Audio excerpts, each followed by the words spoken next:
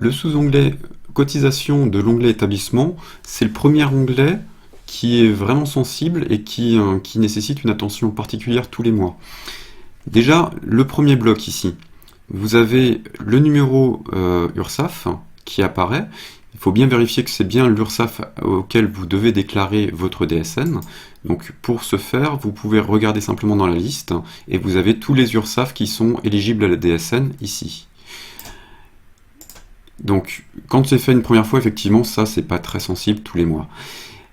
Ces dates sont les dates de déclaration de la DSN. On voit ici qu'on est sur une DSN du mois de novembre. Si on était en paie décalé, on aurait des dates d'octobre pour une DSN du mois de novembre. Et comme je vous ai dit, la principale chose à faire si vous n'avez pas de paramétrage un peu plus spécifique, puisqu'on peut avoir d'autres paramétrages, c'est de vérifier votre date de paiement. Votre date de paiement, si elle est inférieure ou égale au 30/11/2014, vous n'aurez pas de souci. Donc la date de paiement qu'on a modifiée avant dans l'édition des bulletins, ou qu'on peut voir aussi dans les bulletins, je ne l'ai peut-être pas montré ça d'ailleurs. Je vous remonte juste pour la date de paiement. La date de paiement dont on parle, c'est celle-ci.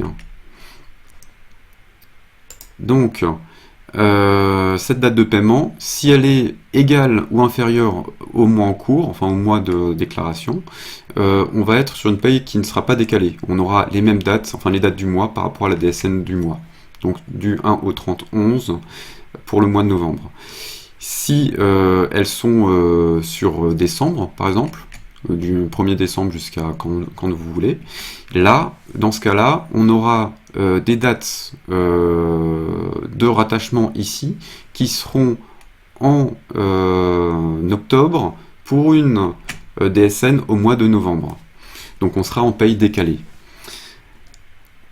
Ici, on a le montant total des cotisations. Donc ce montant total, si vous modifiez des lignes en dessous, il ne va pas se mettre à jour.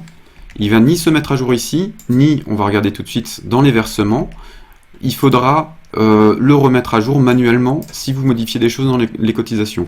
Ce qui est vraiment très peu recommandé. On peut tout modifier en DSN, mais le problème de modifier les cotisations ici, c'est que ça ne va plus être corrélé avec tout ce que vous allez déclarer dans les salariés, parce que au niveau de l'établissement, on va avoir la partie agrégée, donc le cumul de toutes les cotisations, mais vous déclarez aussi au niveau des salariés toutes les bases de cotisation. Donc on n'aura plus les mêmes, on aura une décorrélation entre les deux, ce qui n'est pas forcément très recommandé.